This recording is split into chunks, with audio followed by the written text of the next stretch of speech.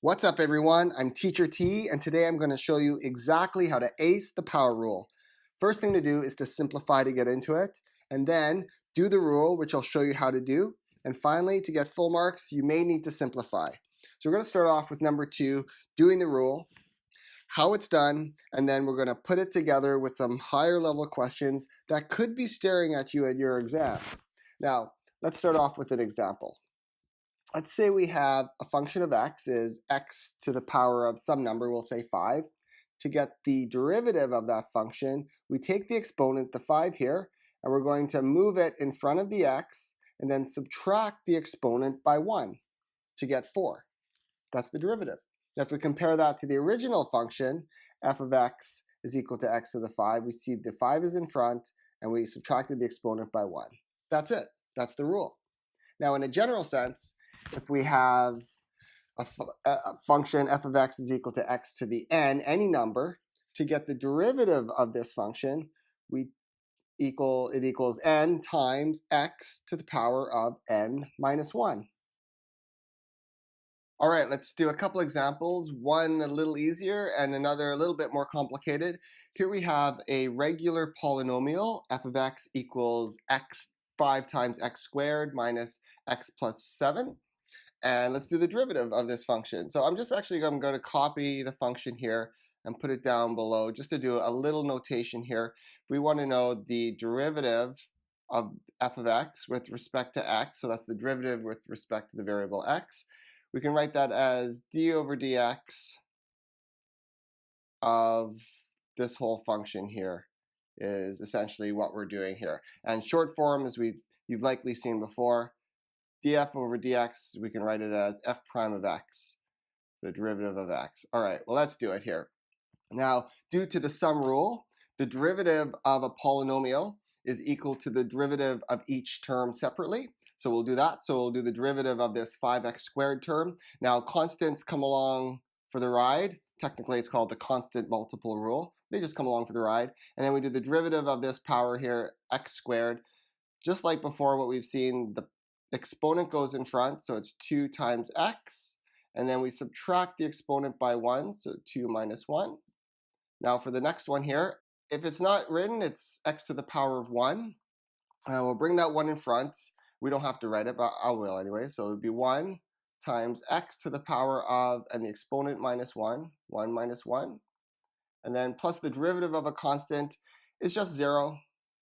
Constants are not changing with respect to x, and then we'll rewrite it here. So that's the derivative, but we'll write it in simplified form here.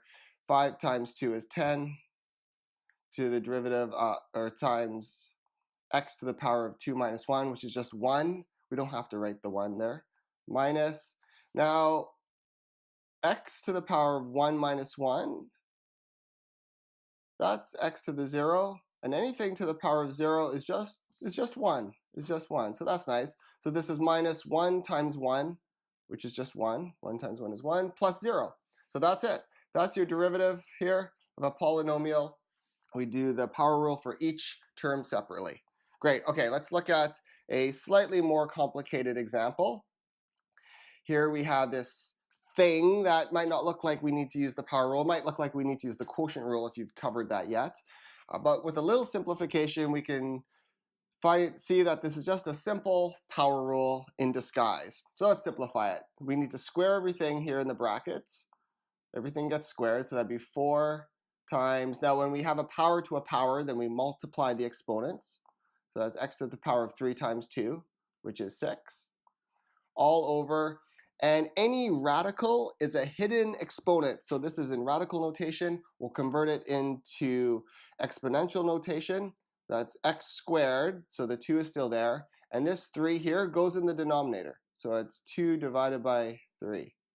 Perfect.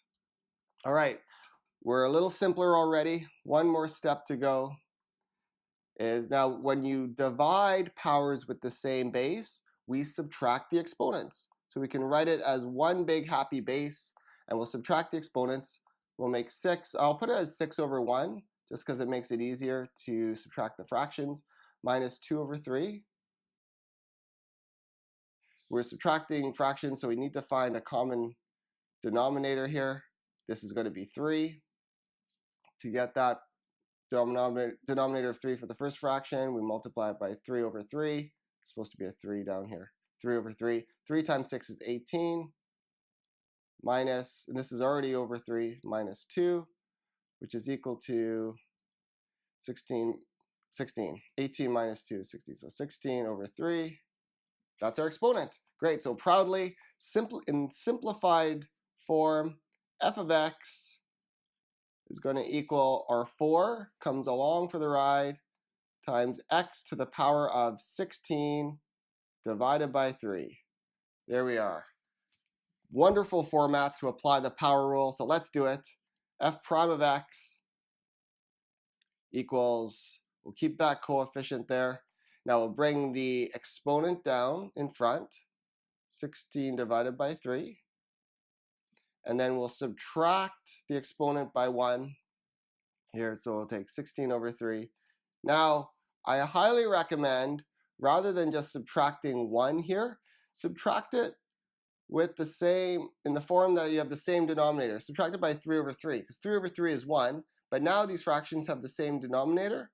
And it's very easy to subtract them. We just subtract the numerator. So it's all over 3. And then 16 minus 3 is 13. So we can do painless fraction addition and subtraction painlessly.